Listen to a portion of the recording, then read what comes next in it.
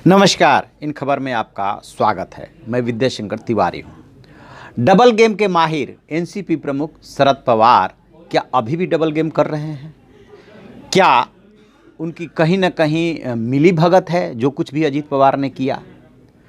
बेशक देखने से ऐसा लग रहा है जैसा कि अभी की परिस्थितियों में कोई मिली भगत नहीं दिख रही है, लेकिन सवाल ये उठ रहा है कि विधायक दल के नेता पद से जब अजीत पवार को हटाया गया, उसके बाद पार्टी से उनको बर्खास्त क्यों नहीं किया गया? पार्टी से उनको निकाला क्यों नहीं गया?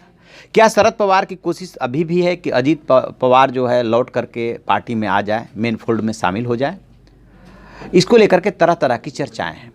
दरअसल हुआ क्या कि अजीत पवार जब टूट करके बीजेपी में गए और रातों रात उन्होंने शपथ लिया, उसके बाद से शाम तक जो घटनाक्रम घटित हुआ उसमें बातें ये आती रही, खबरें चलती रही कि अजीत पवार के घर पे अधिकांश विधायक मौजूद हैं, शरद पवार के मीटिंग में नहीं पहुंचे विधायक, वगैरह वगैरह चल रही थी।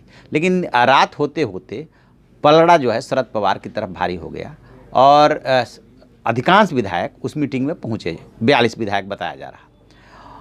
फिर क्या हुआ कि और थोड़ा सा समय जब हुआ 10 बजे, 9:30 10 बजे के आसपास, फिर खबर आई कि 45 विधायक मीटिंग में मौजूद थे एनसीपी के और 5 विधायकों ने फ़ोन से कांटेक्ट किया है। यानी कि 50 विधायक शरद पवार के साथ है, 4 विधायक अजीत पवार के साथ रह गए हैं। फिर एक विधायक खो गया था, वो भी शरद पवार के खेमे में आ गए। स्वाभाविक सी बात है कि शरद पवार छत्रप हैं, शरद पवार बड़े नेता हैं और विधायक अधिकांश विधायक उन्हीं के साथ है। फिर इसमें सवाल ये उठ रहा है कि जो भतीजा अजीत पवार है, उन्होंने इतनी बड़ी गुस्ताखी की। शरद पवार ने खुद कहा कि उनकी जानकारी में ये कुछ भी नहीं था जो अजीत पवार ने किया।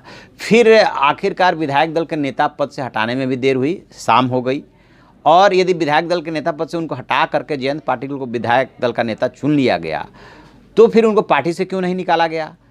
क्या शरद पवार अभी भी चाहते हैं कि अजीत पवार लौट करके उनके पास आ जाएं? क्योंकि ये खबर आ रही है कि जिस धनंजय मुंडे, ये जो गोपीनाथ मुंडे के परिवार से हैं, भतीजे हैं शायद, उसको उनके थ्रू और दिलीप पाटिल के थ्रू अजीत पवार को फीलर भेजा जा रहा है, कभी भी वक्त है लौट करके आ जाइए। क्योंकि यदि वो बागी होते हैं तो फिर विधायकी समेत तमाम चीज़ें खतरे में पड़ जाएंगी। और शरद पवार ये चाहते हैं कि जैसा भी भतीजा है उसको साथ लेकर के चला जाए, ऐसी बातें आ रही है।